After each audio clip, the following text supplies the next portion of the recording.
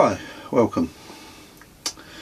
This is a recording of Walking a Rainbow, written by me, Michael Shearer, about a walk on the Camino de Santiago with my son Kez, who was 9 at the time. This chapter starts in Castro Xeriz, beginning in the morning, and the previous evening I had been on a pub crawl with other pilgrims around the town and was suffering a little that morning.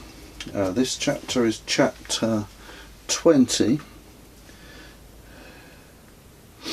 and is called a fundamental problem. Chapter 20, a fundamental problem. I blearily read a note in the morning from Claudio saying he was walking on with Roger. Kez had a bad night, suffering from a sort of claustrophobia in the close cellar. He was wild-eyed and scared, a panic attack. I had to do an improvised meditation session with him to get him out of it. Eventually we set off and crossed the town, both feeling grim, and wandered out into a wide plain. Ahead loomed a huge hill, maybe 1,000 meters high. "We don't have to go over that thing, do we?" complained Kez. "Well, I hope not, but it looks like it." I could see through the binoculars a long, irregular line of people with rucksacks struggling up its slopes. A hoopoe glided by and exuberantly looped the loop. "Stupid bird." Soon we too were laboriously toiling up a zigzag path, a stiff climb up a winding track of white stone with glints of mica catching the sun. We collapsed by a monument on top and took a long break. A refreshing, steady breeze blew up here. Several cups of tea were necessary, and then we gathered bunches of wild lavender, breathing the scent deeply until we felt almost human. Then a pleasant meandering stroll over the high tableland, and a steep descent into the thick heat of lizard land once more. A solitary fountain, clearly visible on the horizon, drew us on. I found myself open-mouthed and panting like a dog in the stagnant heat. Beyond the fountain and its tepid water, we ambled down a quiet road. Ahead, I could see that our road met another just before a bridge.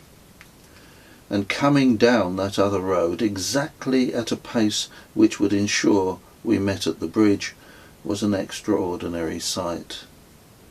As we converged, I couldn't help staring and smiling. This walk certainly attracted eccentrics. Tramping down the road was a tall, slim young man in his late 20s, dark-haired, clean-shaven, small features, snub nose. He was pushing a large homemade cart by its long shafts. The cart was basically a substantial wooden box mounted on full-size bicycle wheels. In it was a hefty, shaggy dog, asleep. Above the dog a makeshift canopy to create shade, and hanging from the canopy a host of objects, including various pots and pans, a fly swatter, washing, and a guitar. A blanket formed a curtain down the side facing the sun. He explained that the dog had begun by walking, but the road surfaces were too hot for its paws, and it had developed a limp, so the cart had been improvised to allow the pair to carry on.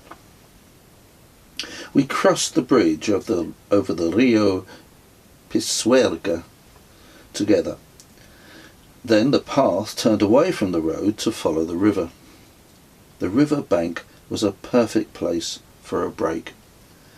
A power of water flowed, the colour of pea soup, behind a screen of willows, poplars and swaying rushes. We relaxed in the excellent shade. The dog went for a swim. Our latest companion rolled a joint, stretched out on the earth as if it were some comfortable sofa, and told us about himself. He moved languidly, as if motion was vulgar, or his limbs were filled with molasses. He sucked strongly on his joint, drawing up calmness from somewhere deep in the seventh dimension, his body swaying slightly to a slow, regular rhythm matching an inner oceanic swell, like a yachtsman ashore still rolling with the waves. It was hypnotic. He spoke of his home the way sailors often do, nostalgically, vaguely, yet still a fixed anchor in an unreliable world. In Toulouse, apparently, he had a house and a wife. He'd been on the road 9 years now. I checked it, suspecting my weak French. 9 years, all right. Yep, 9 years. Where had he been all this time? Oh, up and down, here and there. Italy. He was pretty sure he'd been to Italy, maybe more than once.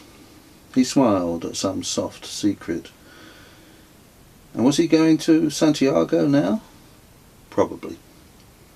He'd been somewhere else, could easily have been Italy, when he'd heard of the Camino and had turned around towards Spain. Yeah, just one morning, turned around. Wasn't that like so cool? The only way to live. He nodded slowly with satisfaction at this arcane knowledge he had mastered. A kingfisher shot by dead level, an electric blue bullet low along the opposite bank. There, you see? That confirmed it. Only way to live.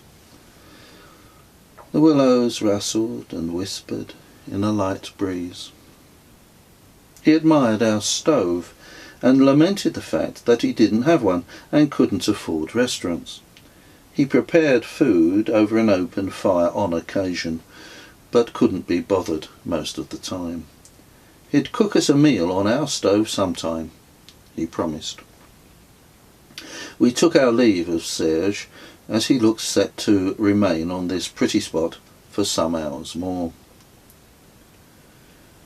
The village of Itera de la Vega was a bland brick and concrete place with some walls coated with sun-baked mud.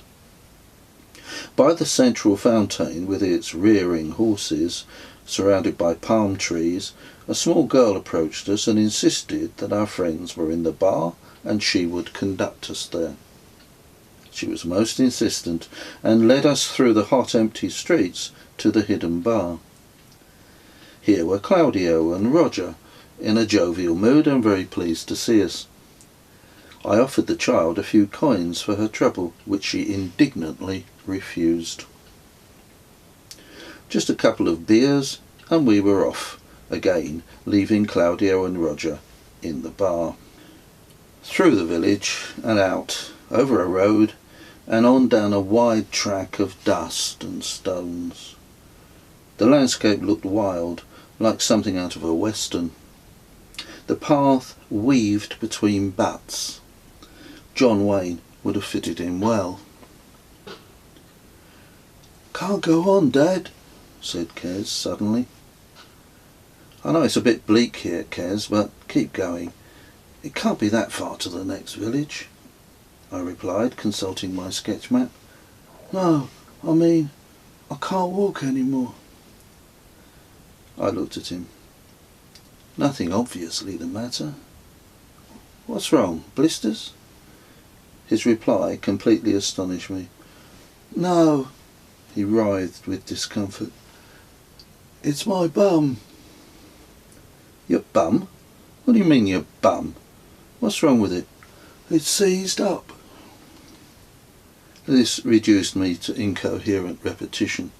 Seized up? Seized up? What do you mean seized up? How can a bum seize up?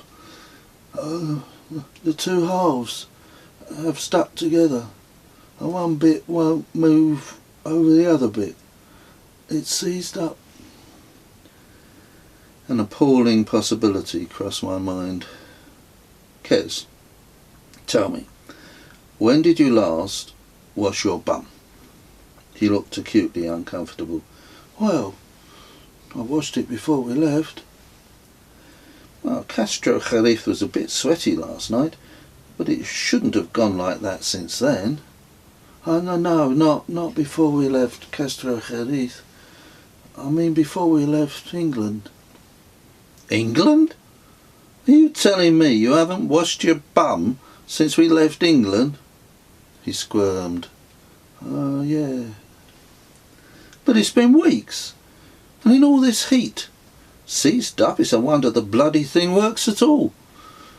You're not growing potatoes down there or something, are you? I don't think so. Then I saw the funny side of it and staggered about laughing. It's not funny, Dad, it hurts. Sore arse, I yelled, crying with laughter. He grinned ruefully. Okay, Kes, I said with some difficulty, one arm around his shoulders. But you'll have to struggle on. I gestured around at the barren landscape. We can't stop here in the middle of nowhere. It will have to be washed. I haven't got enough water for such a big job. Why didn't you tell me before? Can you get along to that bridge? There's probably water there. A few hundred yards ahead, a small slab of concrete constituted a tiny bridge. He nodded and began to walk along, knees apart, bandy. The bridge crossed a narrow but deep irrigation ditch with water flowing steadily down it. By hanging over the side with Kes sitting on my legs, I managed to scoop up some water using a bowl from the cooking kit. Here, you wash yourself in this. I sorted out some soothing antiseptic cream. Dry yourself thoroughly, then put some of this on. You should be all right. You'll have to wash out that bowl. I ain't cooking with it now. He objected when I took a photo of him about his ablutions. You show anyone and I'll kill you, he yelled. Once his moving parts were lubricated, we moved off. Slowly. Boadilla shimmered on the horizon through a heat haze, like some huge outdoor chess game for giants abandoned in the landscape. There were no trees at all here. We passed a field of tall sunflowers growing out of white earth which looked exactly like concrete. Hot air, like a soft pillow, pressed against the face constantly. A dust storm blew up, gusting grit into our faces, filling my beard. We fashioned masks out of handkerchiefs. A few trees marked the edge of Boadilla. Here was a welcome fountain, a huge multicoloured metal wheel set flat in a wall, pumped up cold water when turned. The old men of the village congregated here, their only entertainment to watch the passing pilgrims struggle with the pump. The path skirted around the village to meet a towpath by a broad canal. This was pleasant walking, the constant breeze keeping us cool, blowing the water into small waves, swaying luxuriant reeds. A pilgrim shuffled along ahead of us, limping badly, so slowly we eventually caught him up. He was a young man, thick-set and strong, one ankle visibly swollen. A teacher from Extremaduras who spoke good English. He said that this heat was as nothing compared to his homeland. People did little but sleep during the heat of the day in the summer months. He was cheerful despite his injury. I offered him an ankle pill which he refused. Then I realised I hadn't taken any of these pills since Samboyo. The ankles functioned well, apart from the odd twinge. He told us of another route to Santiago up from the south, but impossible to do, he thought, during the summer months, due to the fierce heat. Southern Spain is not really part of Europe, he explained. It is more like North Africa. We chatted about education until we reached Fromista. Our friend inquired about the refuge and was told we couldn't be admitted unless our passports were stamped by the local priest first, and he was at Mass. So we joined a group of pilgrims waiting outside a church. One young man waiting twittered about neurotically like an injured bird. He had a serious nervous twitch. We waited for some time patiently. The priest emerged from the church as if it were Buckingham Palace, disregarded us all until called back by the Spanish teacher. The priest was haughty and full of his own self-importance, harshly demanding to see our pilgrims' passports and then ignoring them when produced. Down the street came Serge with his cart and dog. "Mother of God, who's this freak?" said the priest. As Serge arrived, he was accosted by a torrent of unfriendly Spanish from the priest, none of which Serge understood. The priest then interrogated Serge in staccato Spanish, which the teacher put into English and I into poor French. Serge, not owning a pilgrim's passport, was banned from the refuge and summarily dismissed from the presence. The priest treated him as if he had some foul contagious disease. Serge wandered off, saying there was always some place to sleep in the streets of a town. I am attracted to holy places, but not, on the whole, to holy people. So many of them seem to have taken out religion like some sort of insurance policy. Eventually, after much tedious, protracted formality, whose main function seemed to be to impress upon us just how powerful a man was this trivial priest, we were all directed to the refuge. A spacious, purpose-built hostel with lots of room. Here, I insisted, Kes took a shower. In my dormitory, a Spanish pilgrim lay on his bunk like an effigy. Flat on his back, he clasped a purse or a wallet close to his chest. His knuckles were white, his eyes fearfully staring. He plainly saw thieves all around. Later, taking a stroll around town, we bumped into Claudio. "Aren't you staying at the refuge?" I asked. "It's a big place, plenty of room, showers." "No, too much trouble. The priest here is, how do you say, a hurt in the bum. Pain in the arse." "Exactly. I stay in a private refuge." "I didn't know there were such things." "Oh yes, many people offer accommodation to pilgrims on the way. But he makes his own rules. No alcohol, and I must be in by 10. "Bit of a pain in the arse." "Yes, but not as much of a pain in the arse as the priest." "Can we change the subject? Kes is a bit tender in this area." I explained what had happened. "There's no need to tell everybody," Kes complained. "There is a church here, you must see." "Oh, not another one, Claudio." But as usual, Claudio was right. San Martin is not to be missed. I would be hard-pressed to cite another church as harmonious and well-proportioned, and it is built in a wonderful warmly saffron stone. It stood entire and wholesome, glowing in the late afternoon sun like a ripe wheat field. It perfectly expresses an ordered mind at home in an ordered world.